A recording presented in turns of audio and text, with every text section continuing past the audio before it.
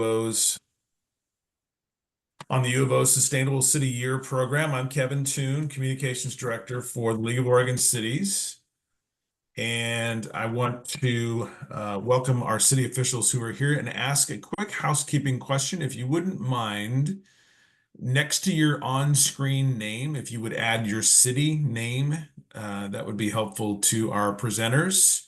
If you need instructions on how to do that, I will put something in the chat for you. Just a quick kind of background of what we're doing here. We've the LLC and U of O have been partners for many years, mostly on our two major events of the year, the annual conference and the spring conference. We've done tours and breakout sessions and all kinds of fun stuff, but we haven't done anything on this level to help market and make our cities aware of the opportunities for them that exist within this program. So we came up with the idea to try to do this informational and introductory webinar. As you probably saw, it is being recorded, so it could be available afterwards to you as a resource as well. We have an hour, so I am going to end my introduction and now turn it over to our panelists, starting with Megan Banks. Megan, why don't you go ahead and just introduce yourself, and same with Mark and Lindsay, please introduce yourselves. Sure. Hello, everyone. Megan Banks. I direct the Sustainable City Year program at the University of Oregon. Hey, everyone. I'm Mark Schlossberg. In addition to overseeing the Sustainable City Year program, I'm a professor of city planning. 3 p.m. we call it Planning, Public Policy, and Management at the U of O. Great. Hello, everyone. My name is Lindsay Hayward, and I serve as the Assistant Program Manager with the Sustainable City Year program, and look forward to talking with you all. And as we get kicked off, we thought it would be fun to start with a little icebreaker question. Unfortunately, I guess, or fortunately, we have such a big turnout that we won't be able to do introductions on camera, but would be lovely if everybody could introduce themselves in the chat as we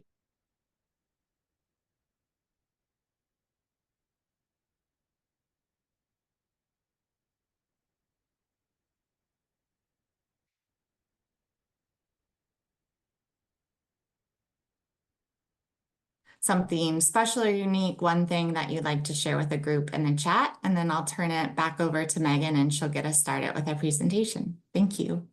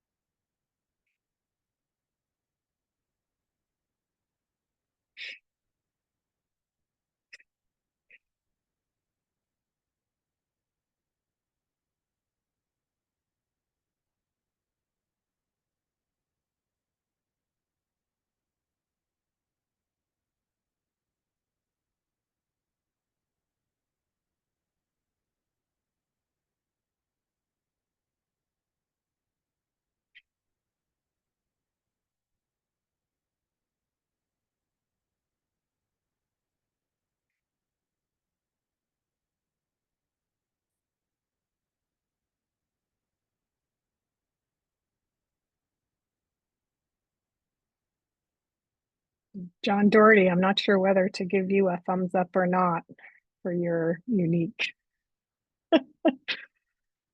unique event.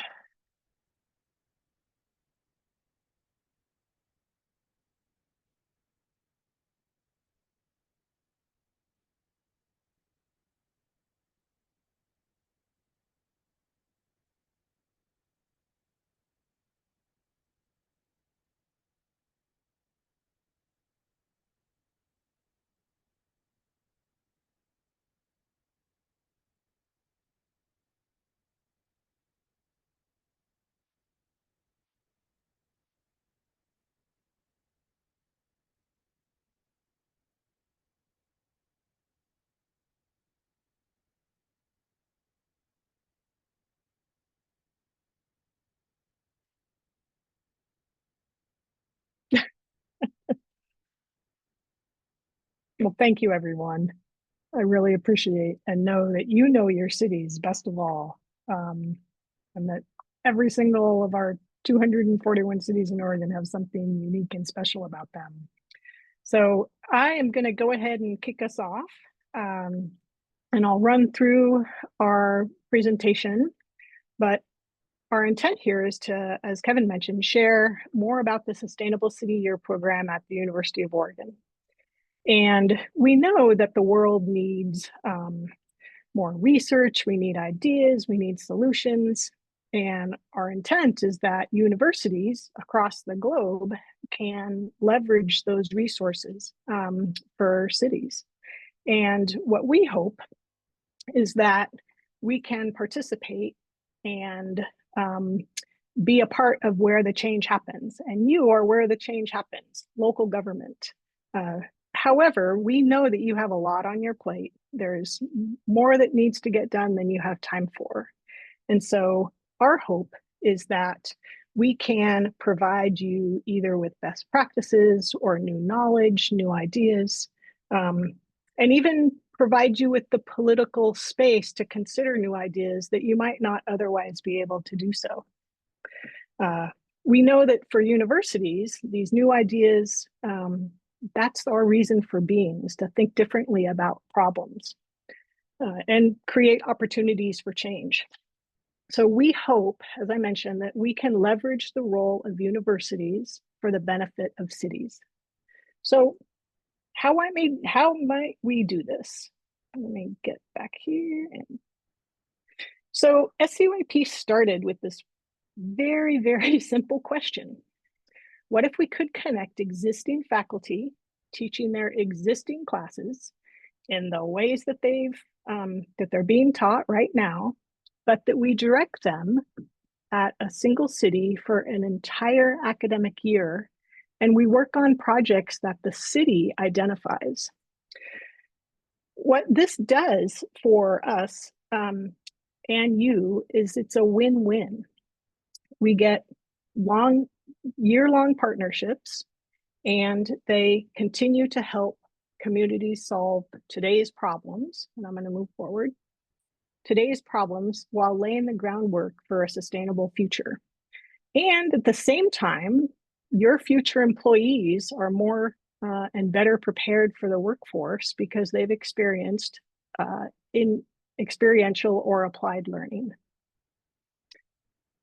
So I'm going to jump into some of these win-win outcomes with project examples that we've done in our various partners.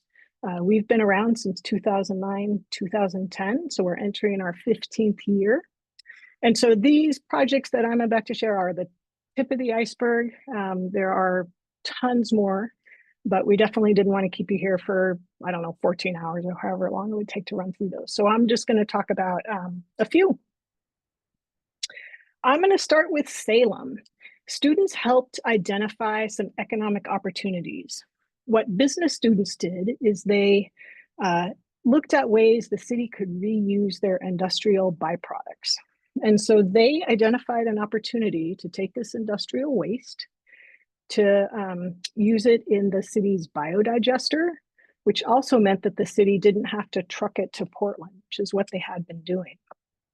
So what this did is it enabled the city to receive tipping fees, and they also were able to use it to generate electricity. So when they implemented this recommendation, the city actually ended up with $800,000 of annual revenue, and it became part of the region's economic development strategy. So some of you may have waterfronts, maybe you're along one of our major rivers or a smaller river. And in this case, the city of Albany really wanted to take what had become, basically it was their old kind of logging and mill area along the Willamette River. And they wanted to reconnect it because it was adjacent to downtown. They wanted to take out the large parking lots that weren't used very much. And so what they did is they worked with landscape architecture students to brainstorm ideas about how to connect the really kind of desirable Dave Clark waterfront trail, as well as the Monteith Park, which is where they hold their summer concert series. So students were able to propose ideas to elevate this Water Avenue corridor and suggested a variety of design ideas. And fortunately, the city actually was able to move forward. And in 2023, they started construction on a new and improved Water Avenue. So we love it when we see these concepts that students are proposing eventually get implemented, because the city saves time and money when they can use these student ideas. Okay. In Springfield, we had journalism students focusing on economic development, and they did this through they took photographs of a variety of different people and doing their daily jobs in Springfield. And what they did is they demonstrated through these photographs the value of industry through the lens of valuing people. And the city of Springfield tied this back into their tagline of pride of people, pride of products, and pride of place. So you can see the diversity of what Springfield was able to reflect in these different photographs. All right, I'm going to talk about Troutdale. We had planning and architecture students work on an affordable housing site. And I think probably many of you might be in a similar situation where this property was inside the city limits, owned by the county, but was eventually planned to be transferred to the Regional Housing Authority for affordable housing. So students focused on mixed uses that included community services. They worked on including first floor commercial along with residential. They wanted to have this first floor have some job opportunities and amenities for the residents. They also wanted to make connections between existing infrastructure for efficiency and cost savings to anything that was proposed. And they also really focused on placemaking elements, public art, community center, open space. So this is a rendering of what they thought it might look like. And in 2023, 85 affordable housing units began being constructed on the site. So another win-win. Back to Springfield. Springfield was experiencing a significant growth trajectory, and the city and library identified the need for a new public library. And what they really wanted to do was have it community-based. And so architecture students focused on sustainable design, and they included a variety of ways to harvest rainwater in public spaces. They wanted to be efficient in terms of daylighting, so they proposed a lot of windows, and they wanted to increase the diversity through mixed-use spaces. And I'm going to turn over to Mark to take us through the rest of our remaining slides. Great. Thanks, Megan. We're switching over to me at this slide because this is actually a course that I teach. I teach a class on redesigning cities to increase bicycle and pedestrian access. And it seems like every city nowadays is really interested in figuring out how to increase the transportation choices for their community and also for visitors to their community. And whether that's like kids getting to school or families being able to recreate, or for the third of the population that cannot own and operate a car, either legally because they're not old enough to have a driver's license, economically they don't can afford to own and operate one, or they just choose to drive less or not drive at all. So all kinds of different reasons, or to support local businesses, etc.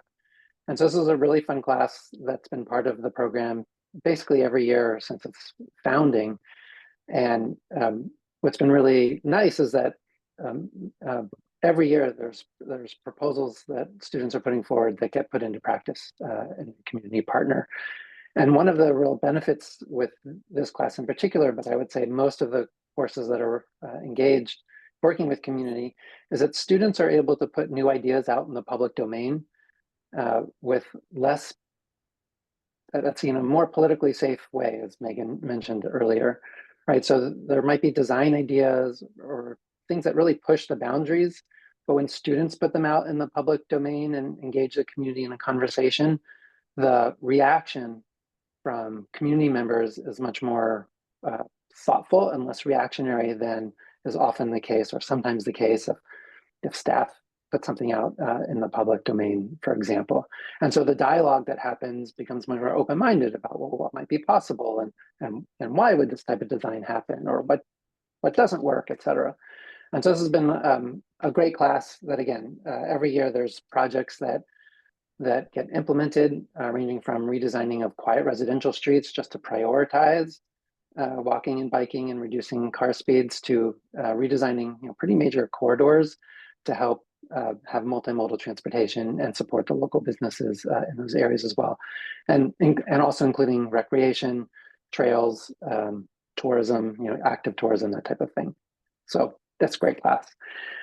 We also have classes from the business schools, as Megan mentioned before, but also policy and public administration students that help our community partners, and in this case, LTD. So when we say the sustainable city year, we're actually meaning, it's a city, a community, an agency that spans cities. But these kind of financial strategy type courses are helping our partner look at new ways for either tweaking existing sort of revenue systems and regulations and fee collection systems, or looking at new ways to think about taxes or fees that are needed, but better aligned with the new values or the current values that the community has, right? Like all of our communities, right, as you know, like we have ways that we raise money based on things that we need and outcomes that we're trying to achieve in the community, but those values change over time. And so students in a variety of these classes really get into the details of looking at different ways to tweak some of those systems based on optimization in different ways, right? It could be on revenue, it could be on meeting other policy outcomes like equity or environment, or even looking at ways to balance all of that, but also being sure that it's an administratively easy way to collect the revenue as well, so that you're not sort of spending the collection money, just administering the program. So it's a whole wide range of either looking at existing structure or thinking to the future around the financial infrastructure or the financial sustainability of a community partner. We have classes in nonprofit management program that we have at the University of Oregon, and that help in a variety of ways with communities, whether it's working with local nonprofits to help strengthen the way that they're making strategic planning decisions, the way they're doing board governance, or even how to set up maybe a new foundation that's associated with an arts organization or the Friends of the Library or something like that, that help bring in both leadership, but also some financial oversight or financial support for other functions in the community. And we put this slide in here because, from most of us, that when we're outside of the university, right? And I'll say when I'm outside of any other university, we have no idea what happens inside the walls of the university and what the range of expertise and capacity and knowledge and interest is. And so I think the nonprofit consultancy is really an interesting addition here, because it might not be well known that we actually have a really robust, in fact, one of the first programs in the country focused on nonprofit management. So we're really training students around fundraising and board management, all the rest of it, and they learn by doing. And so by integrating some of those courses into the Sustainable City Year program, it brings that skill set and that passion in direct service to our community partners. So there's a wide variety of places that we do work. And when we are setting up working with a community, what we really like to do is have a really broad brainstorm of all the types of things that you are trying to achieve. Either they're in your council goals already and you can't get to all of it because your electeds keep saying we want more, or your community keeps saying we want more. So we try to have a brainstorm to try to understand, well, what are all the things that you're trying to get at, but just can't get to it because you don't have as much time and capacity as you wish. We don't have cloning systems yet to clone you to do your job times 5. But maybe, there's some new practices that are happening around the country that you just don't have time to really go in depth about. And our students, that's why they're in schools, to learn what the latest and greatest is. And then, as we've mentioned now a couple of times, maybe there's just topics that are a little like hot potatoes, and or council knows, or the public knows, like you have to address X, Y, or Z topic or redevelopment site or whatever it might be, but you just see the hazards or the pain in just even getting started because it's going to be a bit contentious. Those are great opportunities for us to kind of help break the ice on those things and help move things along in a more productive way. And so the slide here in front of you is just a range of places that we typically do draw courses and students. You can see from architecture, business, digital arts, economics, environmental studies, geography. I mean, you can read down the list. And then sometimes there are projects that our community partner is interested in that we actually don't do at the U of O. And so we partner with our colleagues at other universities. So we've brought in folks from Portland State University, from Oregon State University, and actually Eastern Oregon University as well. And the really nice thing about this partnership program is that what we do is we make it administratively easy for individual professors teaching their individual classes independent of their university to plug in. And so it's a very adaptable approach where on your end, you just have to say like, here's what we're interested in. Like, I think something just came through on like IT things, right? So it's like, here's what my need is, here's what your need is, and let us see if we can find the right resource either across the U of O, which is where we would start, but going to the other Oregon universities as well, because there's so much capacity and expertise and interest and such a desire by a lot of faculty, but clearly among students to learn by doing. So finding those matches is something that we help make happen so that you don't have to know how universities work, all the universities work, or even just one of ours. So next slide. So in the end, there's a ton of benefits that accrue to you. And our starting point as a program, even though we're based at the university, our starting point is that our goal is to bring value to our community partners. Like that's our number one thing. It's not to bring value to our students. That's not our number one priority. It's to make sure that we are value add to our community partners that we're working with, because we know if students are doing work that brings actual value to your goals, that they're going to be learning a ton. So we're very secure in that. And many times universities, community partnerships focus on the student, but don't really give anything to the community, or giving something to the community as a bonus, but not a requirement. And so we flip that switch. And so the biggest sort of starting point of why our community partners have partnered with us in the past is we just bring a tremendous amount of capacity over that year.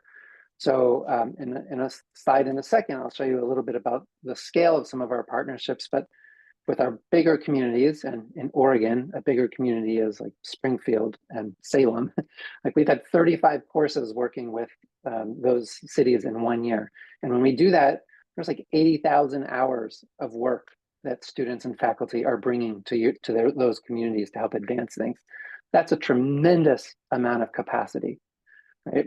And not all of those hours are excellent, professional hours because they're students and they're learning, but most of it is extremely valuable and really does help move things forward on the community side. Our partnership brings to the community an ability, again, to expand the types of conversations that might be possible, because for whatever reason, public still doesn't yell at students. Like we've gotten very good at yelling at everyone else, but for whatever reason, when students show up, there's just like adults are on their best behavior and they engage students in a respectful way, even if there's disagreement. It's a super respectful sort of engagement. And so students really are able to expand the breadth of the conversation, both because they have this kind of political neutrality, but also because they're learning the latest and greatest knowledge that's relevant. So they can introduce ideas that might be new ways of thinking. And that leads right into this idea of innovation, right? Because students are drawing from really interesting best practices from around the country, from around the state, from around the world, where situations might be useful comparators. There's really opportunities often to innovate, to really think in a different way. And many of our courses, it depends on how we set up the project scope and so forth, but many of our courses actually go out in the community and engage with people. And so there's a variety of ways that students are actually both engaging, so they're getting input for their work, but then also engaging as they're delivering some ideas or final ideas or preliminary ideas to bring the community along. And that's a negotiation that we have with you to see what is the right kind of set of stakeholders that students should be engaging with that meets your goals. Students bring a ton of energy and enthusiasm, and this spans like across the subject matter. Like students love the ability to do applied work in the classroom. I would remind you, any of you who had applied classes when you were in college. I know when I was in college way back when, like the few times I had the opportunity to do an applied project, I really got enthusiastic about that subject matter. And students are really excited. And that excitement rubs off to the people they engage with. And there's maybe three main groups that happens with.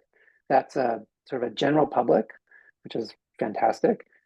There's a staff level, which is really great because at least in some of our bigger communities where maybe there's been staff there for a long time that sort of went into their career with energy and enthusiasm, and then maybe over the years got a little stale or just sort of even keeled. And then these like young, enthusiastic students come and engage with the staff in general. It sort of reinvigorates people about why they went into public sector work to serve the public good. And then the last group is on the electeds, right? It's a real nice transfer of additional energy and enthusiasm about what's possible for the electeds. And as we all know, when the electeds are happy, that makes all of our lives better as well. And finally, this is a great opportunity for a workforce pipeline. For every Oregon community that isn't Portland, I think one of the struggles often is like, well, how do we find our next sort of employees? How do we get more people to know that cool things are happening in my community? And this is a really great opportunity for students working in the community to be like, I never really thought about this smaller community or a non-Portland community. Wow, there's really interesting things happening here. And wow, it's in a smaller place. I can have my hands on lots of different things and I can really understand how processes work. I can actually really make a difference. And so that's a really nice way for our community partners to have a pipeline of a future workforce. Could start as interns or future workforce because there's now more people who actually just know about all the communities in the state that don't make it into the news.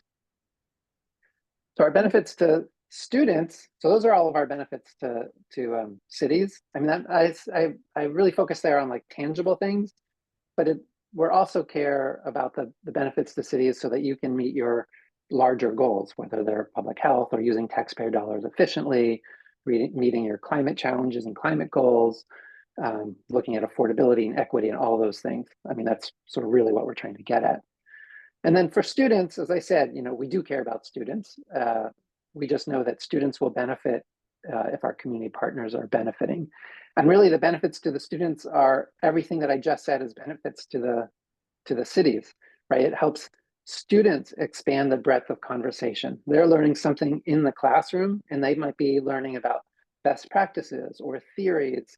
For them to have the ability to apply that in a real world context with its social, economic, and political constraints helps expand their understanding of how to get things done and how to move important things forward to meet these bigger environmental equity, housing, et cetera, those types of goals. Students get to innovate right? They get to be the translators of knowledge to practice, right? They get the, the theories in class, and now they get to be challenged. Great, take that Copenhagen example and apply it to La Pine. Like that's a pretty interesting challenge, and make it work. Students really do enjoy engaging in the community. Even the students that are very introverted and are forced to do this as part of their work end up actually valuing from it. And that is a great skill to develop, right? How do you engage a public? How do you engage a public that's different than the public that you're used to? And how do you think about the public in a broad sense, which is a great skill for students to develop while they're in school. Students just like to be enthusiastic about making a difference in the world. So this is one of the ways that they actually gain enthusiasm and energy about their education, about thinking about their future adult lives. Very few courses in a student's academic life actually has this type of applied component. And so when they get the opportunity, it just brings them joy and reinforces for them why they've chosen the area of study that they have. And then it gives them a workforce pipeline as well, right? It's giving them the hard and soft skills that they get in the classroom, but then really they're connecting to communities that maybe they hadn't thought about prior to entering higher ed as places to go. So we've worked, I want to say like all across the state. Oregon is a really big state, but this is not we're not the University of Eugene. We're the University of Oregon. And so as you can see in this map, we've worked inside the Willamette Valley, but also on either side of the big mountain ranges to the south and to the northeast as well. So what we are looking for is a community partner where we have a nice set of projects to match with. And then from there, we'll figure out how to make it work. And as I mentioned before, some of these partnerships have quite a bit of matches. And that's one of the main things that's different about the SCYP program than maybe other programs that you might be familiar with that match university and community on a project by project basis. What we really like to do is to match multiple projects with multiple courses over the same year, because that scale of matching actually brings an additional value to, especially to the community side. It creates sort of a buzz and an energy and a mass of something happening, especially when there's like bunches of students throughout the year, wandering around the community and asking questions and presenting their work and so forth. And that scale and that buzz is really important. And so we like to scale up more than just the one project, one class type of model. And we can scale that based on community size.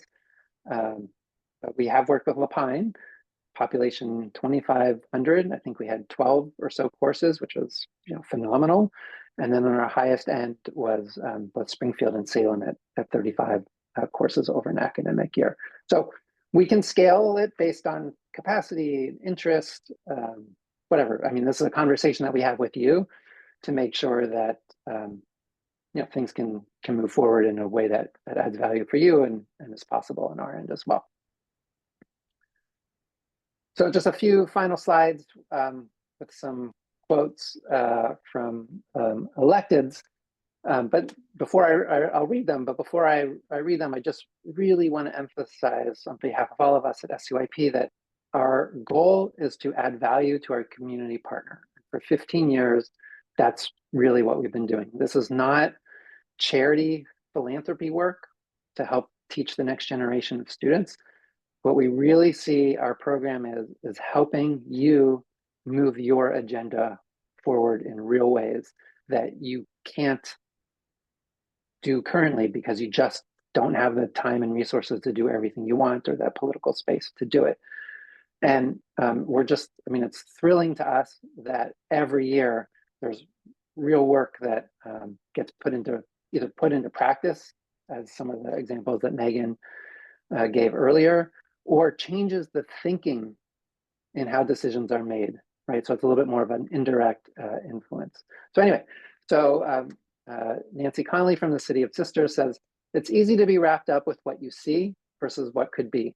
The presentations today really expose what is possible. In hindsight, the prior work and surveys completed by local agencies were sorely lacking in what could be. Thank you for showcasing the potential for our special piece of property. That was my class in that picture. That was fun. Okay.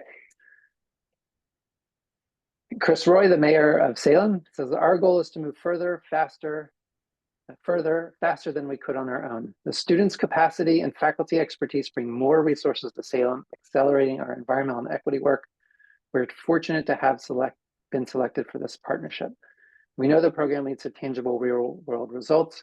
We believe in this program. And I really wish that everyone on this call could have been in the room when we had a big kickoff last year with Salem. And the mayor was like beside himself, giddy with enthusiasm about all the work that was happening that year that were directly aligned with council goals. As though like there was some magic thing happened, even though that's the whole reason why we set up the project. Anyway, just the energy and the enthusiasm was really fantastic. And then next slide is from Albany, and the former mayor says we were very impressed by both the quantity and quality of the work produced. By increasing our capacity and bringing in fresh ideas, student efforts helped save the city money and make more informed decisions about some of Albany's significant challenges. So these are just a few quotes, and they're from the electeds, really to show that they get involved and are quite enthusiastic about the work. But of course, at the end of the day, the work is happening staff level, and that's where we're focusing the bulk of our time and energy, helping staff interpret the community's desires and council desires and help to move those things forward in real ways.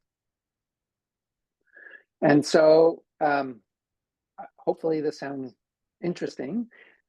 We operate in a very collaborative, trust-building partnership approach. So this is not a typical like black box RFP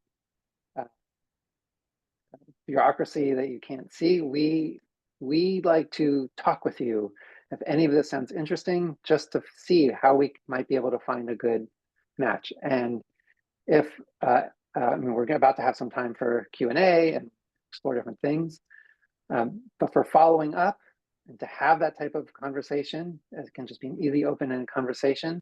Megan is the person to contact directly. You can see both her phone and her email here. And Megan didn't introduce herself about her, but prior to joining the university, she worked for 25 years in local government with both sort of bigger cities and a lot of the smaller communities that are part of the Lane Council of Governments, LCOG area. So she comes to this work with a long history of working in local government, and now she's on the university side. So she's a perfect person to have that conversation about how to match what the university does and what's going on in your community, and to do that matching in a way that is real and legit and based on a solid background and knowledge. Okay, so I think I'll end there and we can open it up in Q&A. I think I'll maybe turn it over to Lindsay to facilitate that. I don't know if we'll do that out loud or chat or both. I'll mute myself at this point. You have to be careful with professors. We talk a lot. Okay, thanks. Thank you, Megan and Mark, for the overview. And again, we have about 20 minutes left to do a Q&A session. And just to emphasize again, Megan is always available after this call anytime to set up a one-on-one meeting with you or come to your community or just to talk in more detail if you didn't get your question answered today. So again, we will open it up. Feel free. I see a few questions. Thank you, Kelly. We'll get to your questions there in the chat. Feel free to put any question in the chat there and we can go through. Or if you prefer, you can either raise your hand or just go ahead and unmute yourself as well and ask a question. But I'll go ahead and get started. Kelly just asked a question about how many cities we can serve in a year. And typically our model is to partner with ideally one community every year and really get to that scale and impact and scope that Mark was talking about. So ideally it's one community a year and really working with that community to build out a breadth of projects in a bigger scope. We have done special projects in the past. It's an opportunity to maybe pilot something in your community or start the relationship with us, or you might have a very specific need. So we have done special projects. We've also worked with communities over multiple years. So this year we'll be working with the city of Oak Ridge, and we'll be doing a 2-year partnership. So just kind of based on their staff capacity and their interest in different projects, it made sense to do a 2-year partnership. So again, emphasizing what Mark said, we are very flexible, and a lot of it comes down to that relationship with the city, what their needs are, and how we can adapt our model to fit with what they need. Anything else, Megan or Mark, on that question? Okay. Kelly also had a question about IT, and I put a little response there, but I think the main message is that we have a broad scope of disciplines. We work across campus. So if there is a need that a city brings up or a project idea, it's really a great opportunity for Megan, Mark, and myself to go out and kind of workshop it around with faculty who have research in that area, specialty in that area, and really figure out if an applied project makes sense within their discipline. But that's always something we're doing on the back end, and a lot of the support we provide is matching those existing classes with the needs from your city and your community. And this year we did do a partnership with the city of Salem where they were really interested in AI. And so we were able to do kind of a few different projects with them. One of them, Megan and I both got to attend, but it was a beautiful experience in their community library, a packed house. But the city was kind of, I think, initially nervous about talking about AI, or particularly around budget cuts and thinking about AI replacing staffing and just how the community would respond to it. But we had an amazing turnout. A lot of older folks from the community who were kind of, I think, coming in fearful about AI. What is AI? And students sat down one-on-one with them with their computers and talked through examples of how you would use the AI, a really approachable way for the community to engage. And then also did 2 classes where they did a lot of research around policy and resources for the city as well. So anything else, Megan, to add to that question about IT or AI? So yeah, I think as these topics like AI come up, we can also be really innovative and adaptive to kind of the latest edge. Mark talked about this too. What is the latest research in certain areas? What are best practices? Those type of things. So the next question I see here in the chat is from Anne. She's talking about the timeline and application process. I think the best place to initially go is to our website. We have a lot of information, and we're kind of working on revamping the process as well. But the best kind of starting place is to set up a call with Megan to talk through kind of details and your interest in the program and kind of what a timeline looks like. We're adaptable and able to kind of talk through based on what your needs are. And now's the perfect kind of time to start. But Megan, any interest in kind of more about that question? It's something we're talking about internally, is like what makes the most sense for a timeline and application. We're kind of working through that right now. But anything more specific to add, Megan? I don't know if I have anything more specific, because you talked about like basically having this kind of conversation where you can share what you're thinking, like what cities are you contemplating partnering with that have similar issues, and then we can kind of respond with how that might work from our end, and the general timeline is the academic year. So the students are hitting the ground running in late September, and they typically go home for the summer in mid-June. And so we're on the quarter system. So there's 3 terms worth of work that we could potentially be doing. So those are kind of our guardrails in terms of how things happen on campus. And then prior to the start of the school year and prior to each term, we're kind of diving in a little bit more on those logistics and administrative details so that we're ready to move forward when the school year and quarter start. Great. Thanks, Megan. And one related question I'm sure is also on everyone's mind regarding the application and timeline and how you become a partner. Steve had a question about what the financial commitment might be required for the city. Mark or Megan, do you want to address that? Yeah, I'll say this. So it's really important for us that that our partner contributes real money, so there's a real sort of skin in the game, because then everyone shows up and really takes things seriously, which then feeds back into students taking things even more seriously, and so the value for everyone is there. And so, you know, again, this is one of those places that's a little bit variable based on, you know, city size and so forth. Our typical sort of large, like for example, our large scale partnership with Salem or Springfield, which are our biggest sort of single places, was, I mean, they put in the first year Salem was $300,000, which is a big chunk of money. But then we partnered with them this last year, which I'll talk about in a second, why they were able to do this. And they put in half of that, and we were able to match it with some federal money that we have over the next few years. And so typically projects are about $10,000 to $20,000 per project, something like that.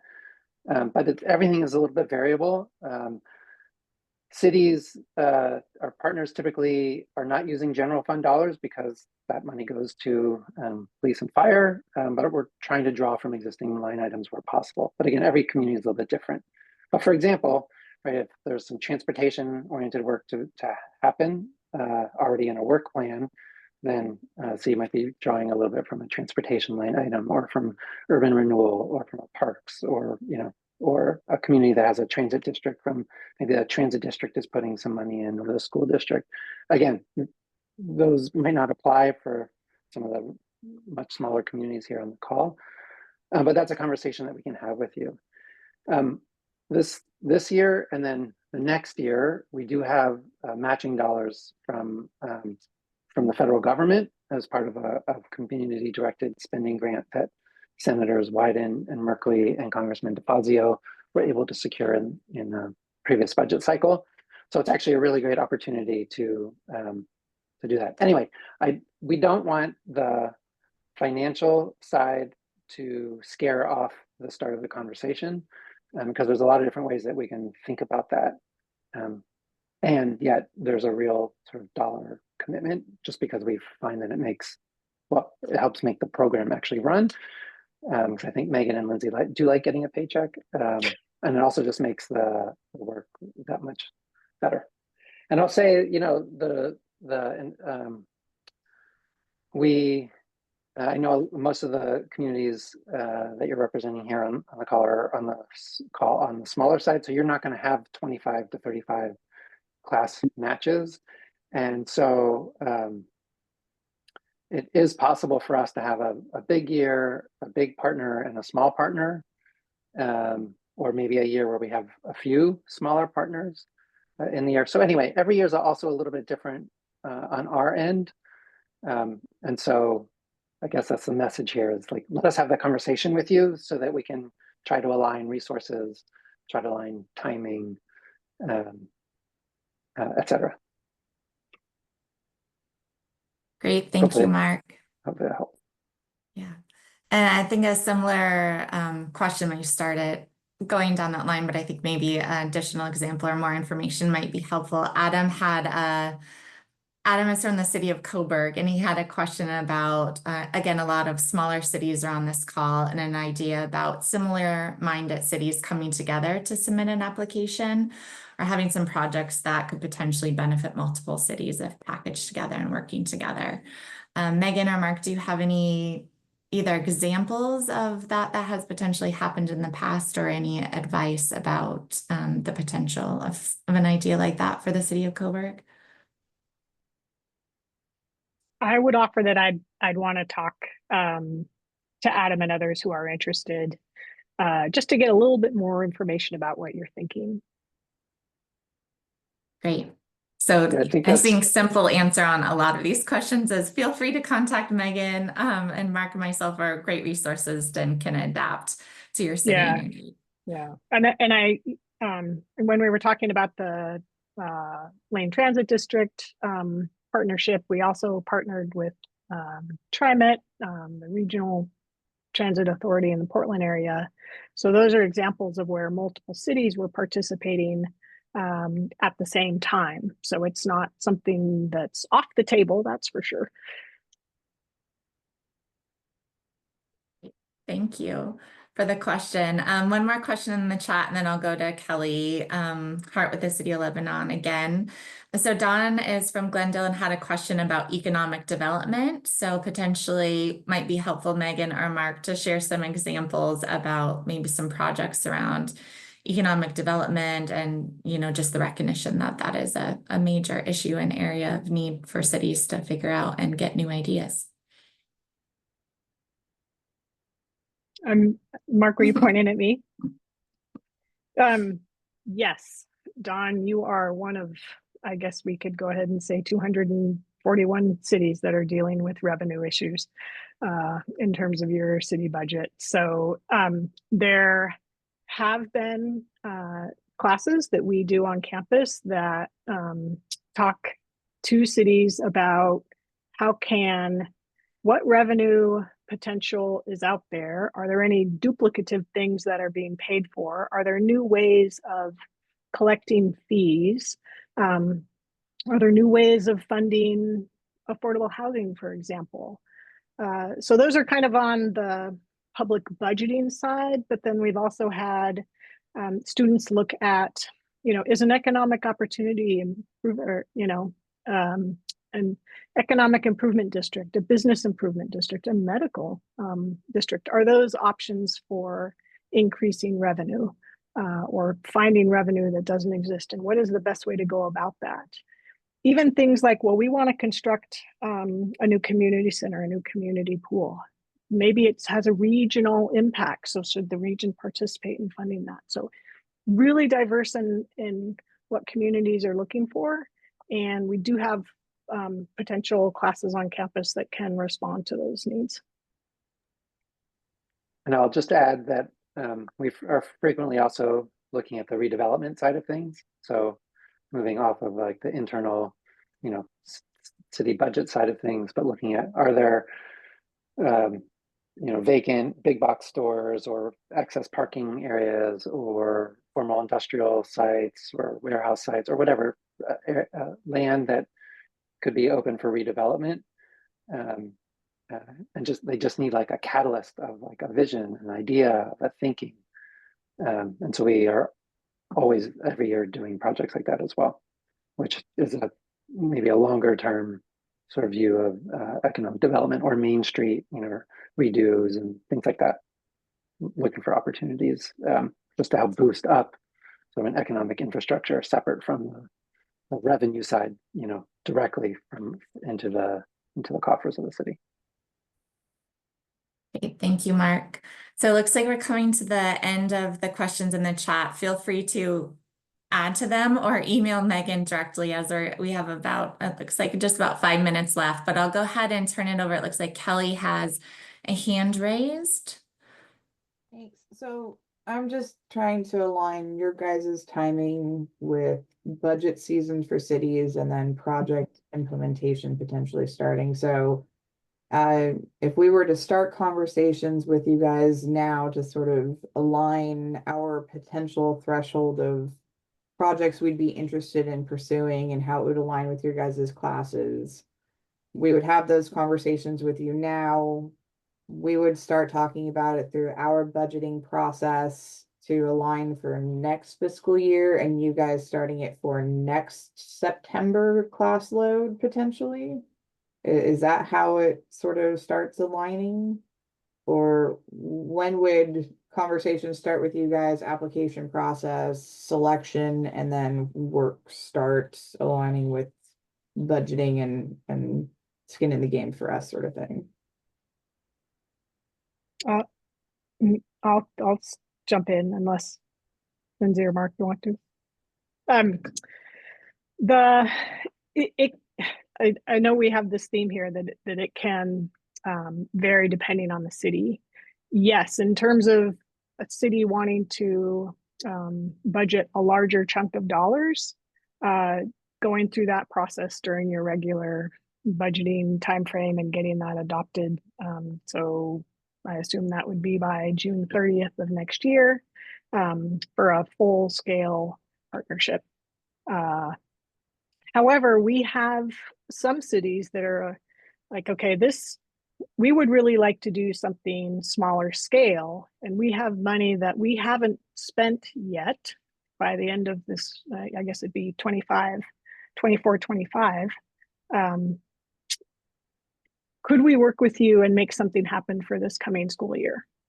And the answer could be yes, because we're pretty nimble on our end in terms of getting things moving forward. And if your projects are things that we know our faculty would be interested in doing, then we can move really quickly in aligning a partnership.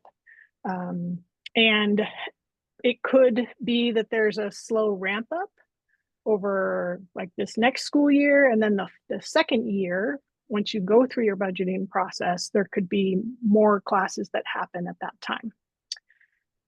Does that make sense? Yep. Thank you. Okay.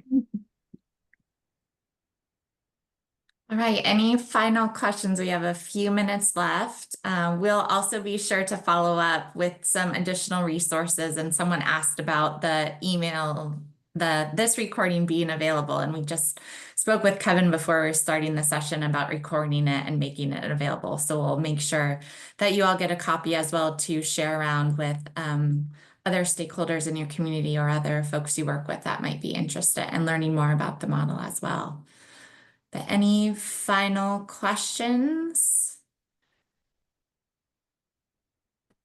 Right, great. Well, yes, please share that information with others you work with. If this sounds interesting, reach out to Megan. I hope you really got that main point that we're here. We're open to working with cities in ways that works for them and meets their needs. So please reach out.